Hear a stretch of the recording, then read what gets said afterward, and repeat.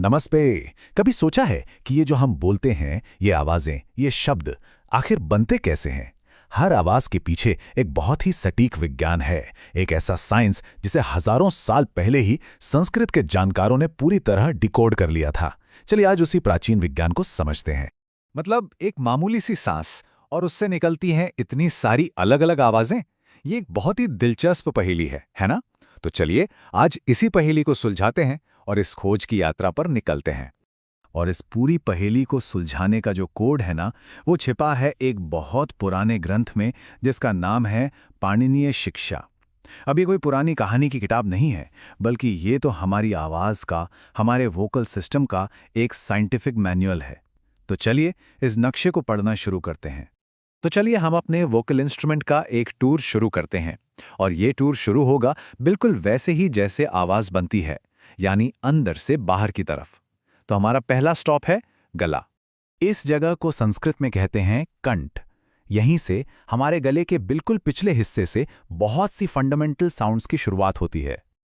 अब मजे की बात यह है कि ये सारी ध्वनियाँ ये सब एक ही फैमिली की हैं। क्यों? क्योंकि ये सब गले के एक ही पॉइंट से निकलती हैं।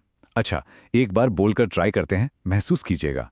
अ, आ, फिर क, ख, ग, घ, ङ और ह। फील हुआ? सारी की सारी वाइब्रेशन गले के बिल्कुल पिछले हिस्से में हो रही है। और इन सबको याद रखने का एक मास्टर की है ये सूत्र, अकुह विसर्जनीया नाम कंठः। ये एक तरह का एंशिएंट कोड है जो एक छोटी सी लाइन में इन सारी ध्वनियों का पूरा साइंस बता देता है। अमेजिंग है ना? अच्छा, तो गले से अब थोड़ा सा ऊपर मुंह में और आगे की तरफ करते हैं। अब हमारी जीभ गले से उठकर मुंह की छत को टच करती है। इस जगह को कहते हैं तालु। और यहां से जो आवाजें निकलती है ना, वो बिल्कुल अलग फील होती हैं। बोलकर देखिए, ए, ई, च, छ, ज, झ, न्य, य, श। नोटिस किया? अब आपकी जीभ गले में नहीं बल्कि ऊपर मुंह की छत को छू रही है। देखा? बस जगह बदली और आवाज का पूरा कैरेक्टर ही बदल गया। और हां, जैसा कि आप सोच रहे होंगे, इसका भी एक सूत्र है, इचु यशानाम तालु। मतलब एक और खूबसूरत छोटा सा साइंटिफिक फॉर्मूला जो इस जगह की सारी ध्वनियों को एक साथ बांध देता है। चलिए अब एक और मजेदार जगह पर चलते हैं।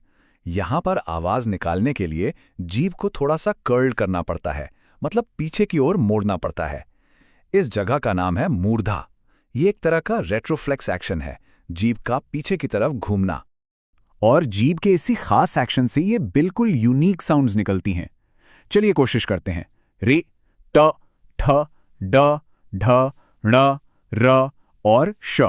महसूस कीजिए कि जीभ कैसे तालु के भी और पीछे जा रही है। ये आवाजें पहले की दोनों जगहों से कितनी अलग हैं, है ना?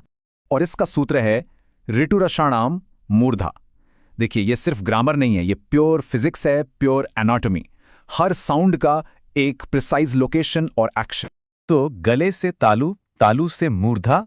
अब और बाहर की तरफ आते हैं दांतों पर। इस जगह को कहते हैं दंत।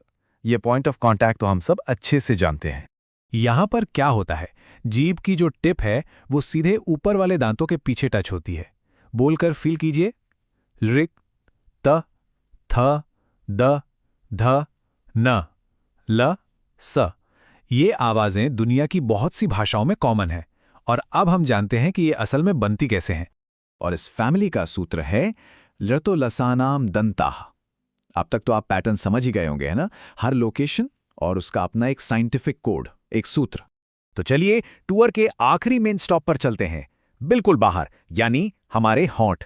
संस्कृत में इसे कहते हैं ओष्ठ। इन आवाजों को बनाने में जीभ का कोई खास रोल नहीं है, सारा काम होठों का है। बोलते वक्त अपने होठों पर ध्यान दीजिएगा। ऊ, ऊ, प, फ, ब, भ, म। देखा कैसे होंठ या तो एक दूसरे को छूते हैं या फिर गोल होकर इन आवाजों को शेप देते हैं। और इस टूर का सूत्र है उपपद्मान्यानाम ओष्ठौ। तो ये थे वो 5 मेन पॉइंट्स जहां से एक बार में एक जगह से आवाज निकलती है। लेकिन कहानी यहीं खत्म नहीं होती। ये सिस्टम इससे भी कहीं ज्यादा सोफिस्टिकेटेड है। अब सवाल ये उठता है कि तब क्या होता है जब दो उच्चारण स्थान एक साथ काम करते हैं। चलिए देखते हैं। हाँ, ये वाकई कमाल का है। ए और ए जैसी आवाजें असल में दो जगहों का कॉम्बिनेशन है। बोलकर देखिए, ए। इसमें गले से निकलने वाली अ और तालू से निकलने वाली ई की आवाज एक साथ मिलती है। बिल्कुल वैसे ही ओ और औ को बोलने में गला यानी अ और होंठ यानी ऊ एक साथ काम करते हैं। ये तो बिल्कुल एक वोकल सिम्फनी की तरह है। और एक स्पेशल केस भी है, वा की ध्वनि। ये अकेला ऐसा कॉन्सोनेंट है जो दांत और होंठ दोनों को एक साथ इस्तेमाल करता है। इतना यूनिक है कि इसका अपना ही एक अलग सूत्र है, वकारस्य दंतोष्ठम।